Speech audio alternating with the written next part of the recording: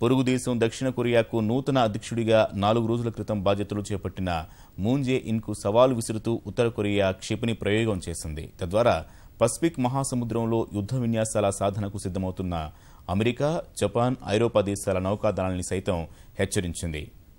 ఉత్తర Korea ప్రయోగించిన క్షిపణి 30 నిమిషాల్లో 800 కిలోమీటర్లు ప్రయాణించి జపాన్ సముద్రంలో పడినట్లు అమెరికా, జపాన్ సైన్యాలు వెల్లడించాయి. అయితే వరుస వైఫల్యాల బాటలో పయనిస్తూ ఈ క్షిపణి కూడా సరైన పనితీరు కనబరచలేదని వివరించాయి. తాజా అస్త్రం ఖండాంతర క్షిపణిలా లేదని, గతంతో పోల్చితే తక్కువ దూరమే ప్రయాణించిందని వెల్లడించాయి. పొరుగు దేశంతో సమస్యను సామరస్యంగా పరిష్కరించుకుంటామని తొలి రోజే సంకేతాలిచ్చిన మూన్ జే ఇన్ క్షిపణి ప్రయోగంపై తీవ్ర ఆగ్రహాన్ని వ్యక్తం చేశారు.